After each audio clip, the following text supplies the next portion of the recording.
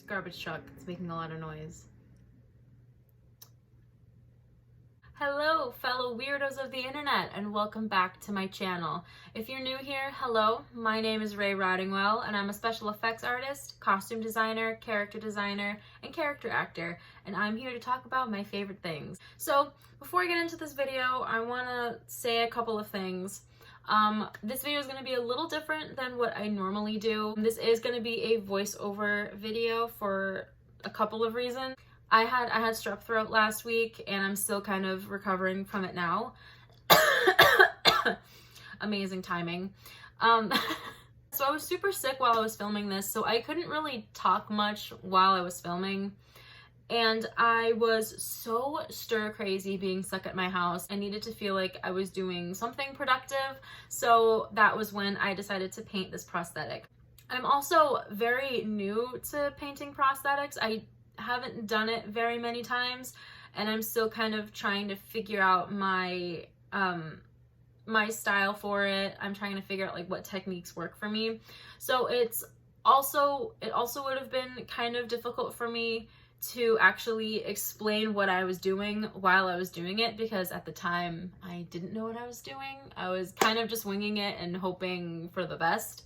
But I think it turned out well for one of the first times I've done it. I think I've painted prosthetics like maybe 3 other times, and every time I've done it, I've used different techniques and done it different ways. But I'm still learning like a lot of you are, so I thought this could be something that we could learn together. This prosthetic is going to be used for a look that I'm hoping to do at some point next week. Okay, let's get into the video.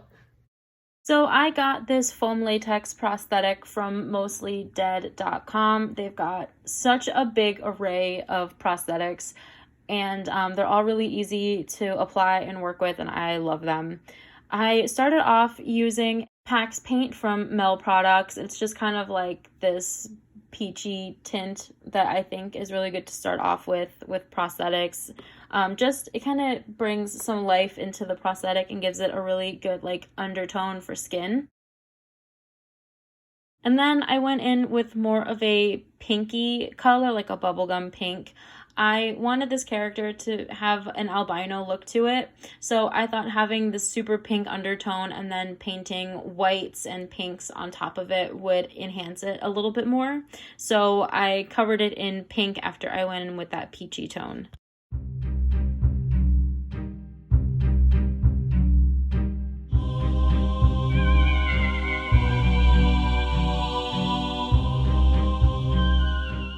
Okay, so this is kind of when my painting kind of goes all over the place and my different techniques kind of take turns, I guess. I started off with dry brushing white onto the pink because I wanted to make sure that the folds and wrinkles and line work that was sculpted into the prosthetic stayed pink, and then everything else around it was white for like the main base color.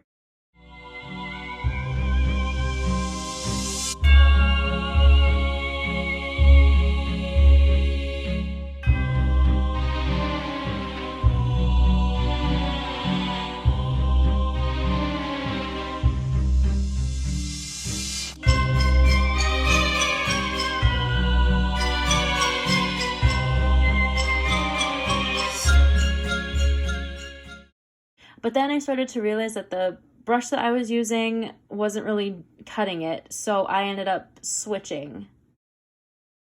I switched to just like a generic like makeup wedge in hopes that I could pack on color a little bit more and a little bit faster.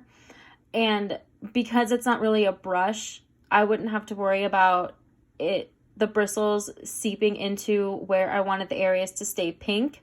So I stuck with doing that for the rest of the white base.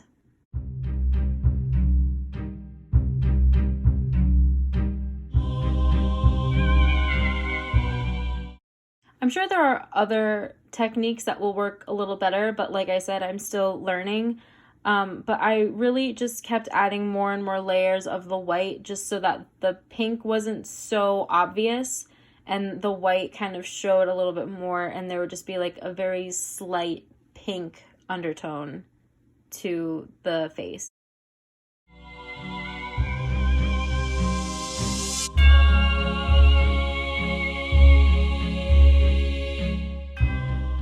So, although you can't see what I'm doing right now, I'm going back in with this like mix of like a pinky peachy tone and trying to get that color back in that I lost from adding in the white. So I'm bringing that pink back into all of those wrinkles and lines.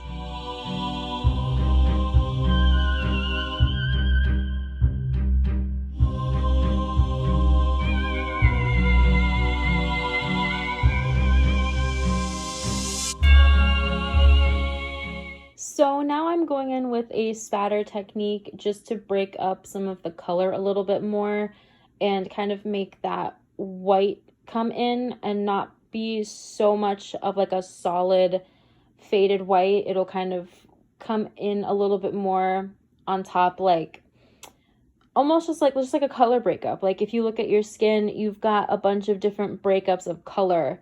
Your skin isn't just one color. So I do this a couple of times, but I go in first with the white, and then later on I'll go in with some other colors as well.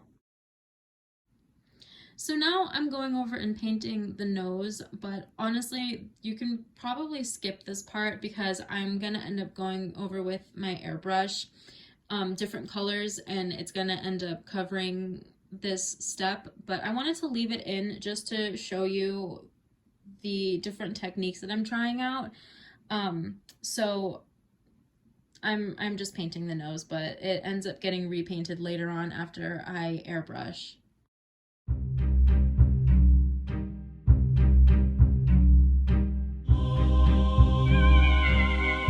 We are now on day 2 of me painting this prosthetic. That's why the lighting looks different, because it's a different day. So now I'm finally taking out my airbrush and going over everything again with a white paint. I felt like it still looked a little too pink, so I'm using the airbrush to kind of get more of an even coat of white over the whole face. I'm also using it to highlight parts of the face that stand out more, like the nasal folds and the furrowed brow, just kind of pumping up the highlight on those areas so that they stand out more. And now I'm going back in with that chip brush, and I'm taking sort of this like a very, very cool toned brown to also break up some of the coloring.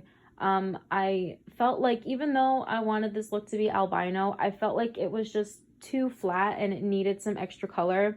So I'm kind of just adding in some little age spots and just a breakup of some more color.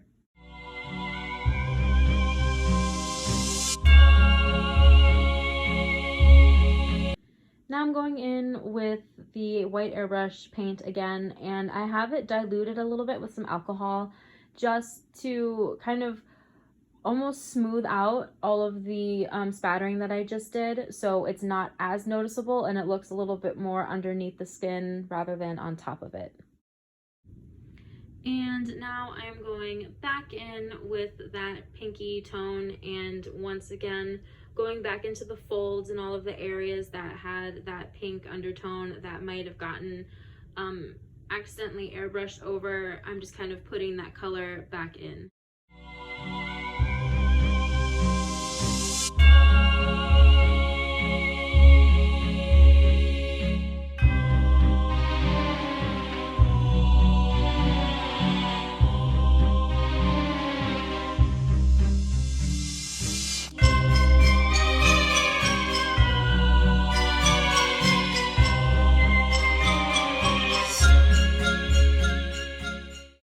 And then after painting the nose again a little bit, that's pretty much it. That is all of the weird steps that I took to get this prosthetic painted. Like I said, I'm still learning. I'm still trying to figure out what process works best for me. But I had a lot of fun painting this, and I'm really excited to actually apply it and turn it into a full-on makeup. Thank you so much for watching this video. If you enjoy me, you enjoy my channel, please like this video, leave a comment, be sure to subscribe and hit that notification bell so you don't miss a single video, and I will see you next time.